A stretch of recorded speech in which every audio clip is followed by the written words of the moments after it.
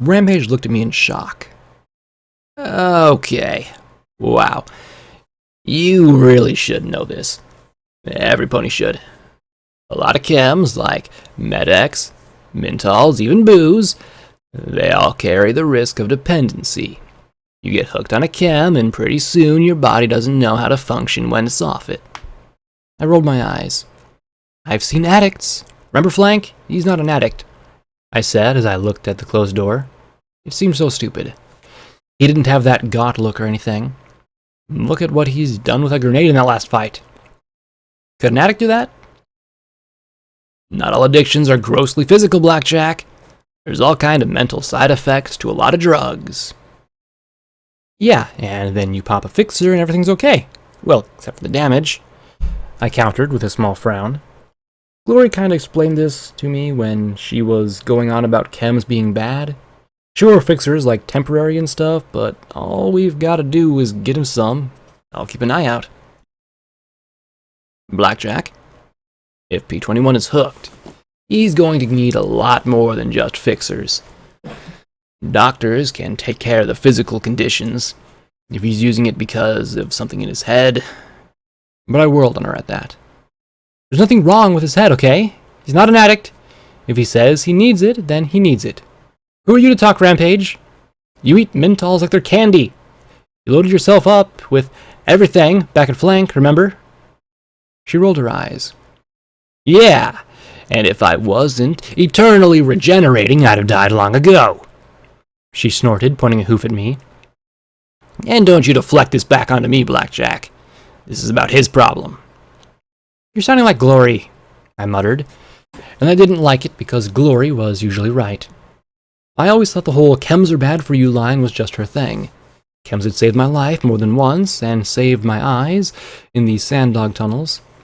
I remembered those hollow-eyed, slant-sided wretches outside Flank, and P21 wasn't like that. Those were addicts. He wasn't like that, so he couldn't be an addict. Back in '99, no pony had problems with chems because they were strictly controlled out of medical. Any pony stealing chems for whatever reason could be flogged for possession or use. Even possession of an empty syringe could be construed as guilt. I admitted, since coming out of '99, I had brushes with chems, particularly the effects of too much buck and hydra, even though there'd been times that I'd felt like I absolutely had to have them to win and overcome. But they were a tool. I never took them just to take them. Of course, Hydra had effectively rotted my heart with all the taint that it had contaminated me with. I met Rampage's hard glare and said firmly, He's not an addict, okay? He's just not. We'll talk to him with scotch and work out his problems, and you'll see. I didn't know how I could convince her. I wasn't sure precisely if I was trying to convince myself. We picked our way through the next area, Fusion, with a few problems.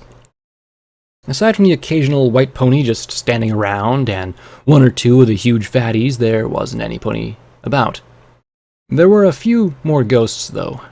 I saw Twilight Sparkle and Golden Blood as flickering images, but the moment I moved, they faded away.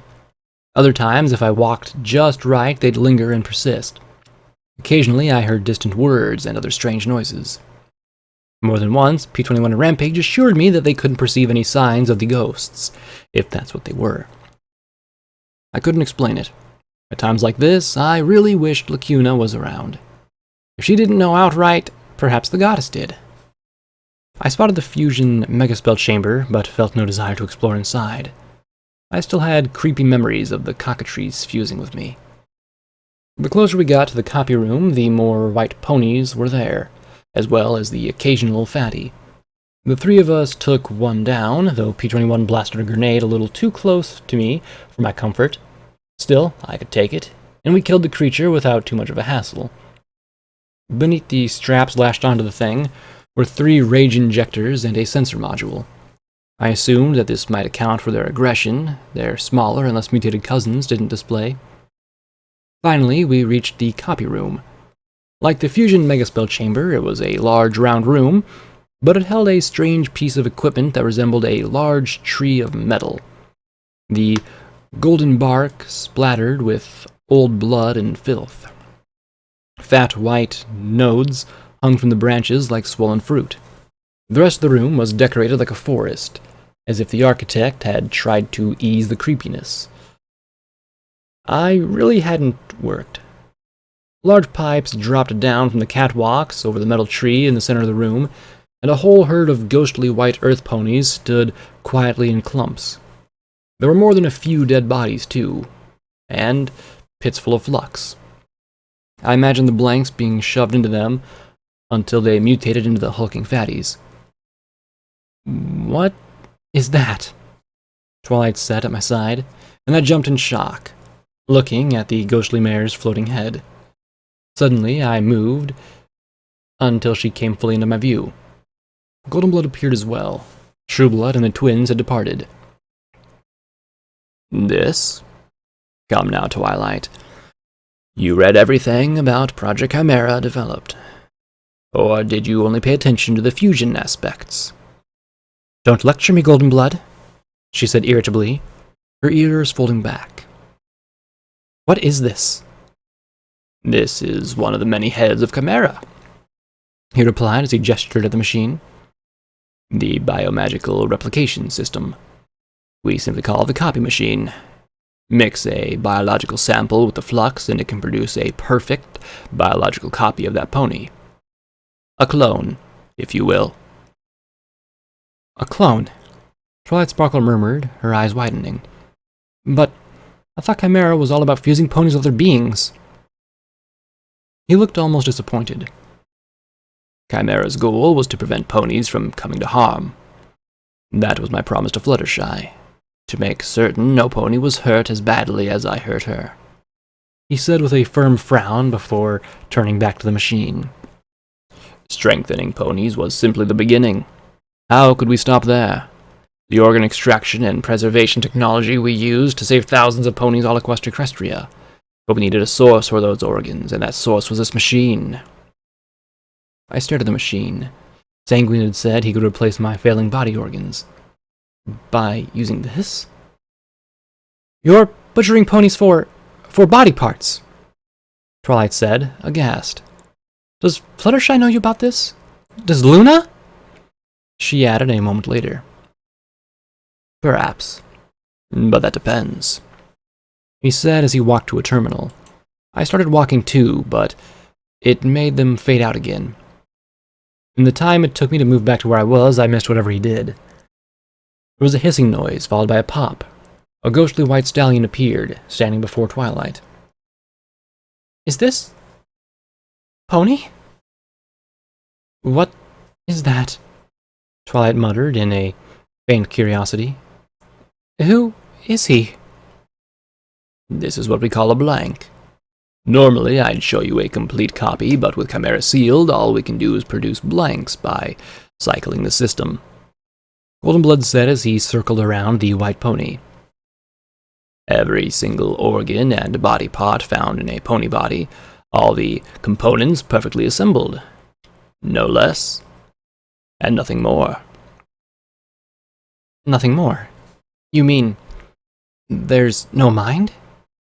Twilight asked as she took a closer look. The blank's eyes didn't even follow her as she stood there. "None. Less than an infant, and no soul either, and at least none that we've been able to detect.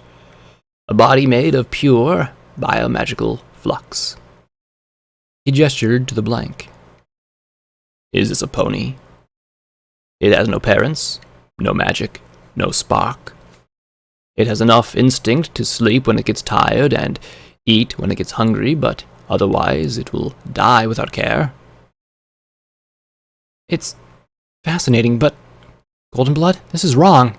Luna could never..." Twilight began, but was cut off as her eyes met the scarred stallion's gaze. "She doesn't know about this. She can't." "She can, and does. She sees nothing wrong with using Chimera to help the lives of thousands of actual, thinking, feeling ponies." He looked at the blank standing there. "And think, if we could somehow give blank's intellect We wouldn't need ponies to fight anymore. We could produce whole armies of blanks, suit them up in power armor, or fuse them with dragons, manticores, or phoenixes, and send them against our enemies. With Chimera, we could even conquer the entire world if Luna willed it, he said with a grand wave of his hoof before he dropped it and stared into her eyes. And she will. Maybe not today or tomorrow, but she will.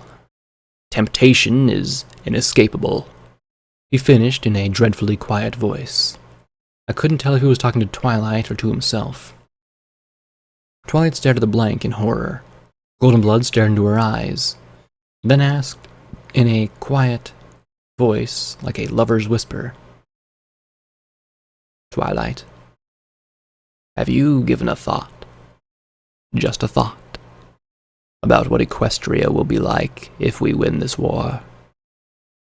She swallowed, staring at the simple, ghostly pony. I've been occupied. She glanced at her, and then he shook his head with a faint sigh. She looked back at him and asked quietly, Have you? He frowned at her before speaking as if confessing a horrid crime. Lately, I've been incapable of thinking about anything else. They moved away, flickering out. Rampage looked at me expectantly while P21 just sat there looking sullen as usual. Okay, so this is the source of the blanks? I said, spotting Boo peeking out from behind some trash bins. I spotted the pipes overhead disappearing into the golden tree. The flux stuff flows in, but with Chimera sealed, all that does is put out these generic copies. Pretty clever, Rampage muttered. I mean, given all the experiments these guys were doing, they needed some pony to try them out on. They couldn't have only experimented on us. She rubbed her chin thoughtfully, eyes narrowing. Wonder if this shit was worth it. Wait, us? I looked at her sharply and saw a heart-shaped loop of barbed wire cutie mark. Some pony else? But then she caught my eye. Rampage? Is that you? She scowled at me. Fuck. I think. She shook her head hard. Fuck, what's the matter with me? Can we just cut to the chase and shoot her in the head? P21 muttered sourly. Experiments. You were talking about ponies experimenting on you? The question seemed to draw the barbed wire out of the tangling mess on her flank. Her expression hardened and became more insolent. I'd draw them out, whoever it was that was inside her. What's your name? I asked gently. Razorwire. Pink. You want my real name, you can check your motherfucking file. Pink? I asked, glancing at P21. He was clearly of the shoot her in the head attitude. She rolled her head and sneered. Fine, officer. She said the word like I might say overmare. She thought it was some sort of guard pony, and from her attitude she was some sort of ganger. If I had to keep her out, if she realized she wasn't Razormare anymore, she'd fade away again. Or freak out. I was sure glad she wasn't full grown. Still, I had to be careful with my questions. What are you in for?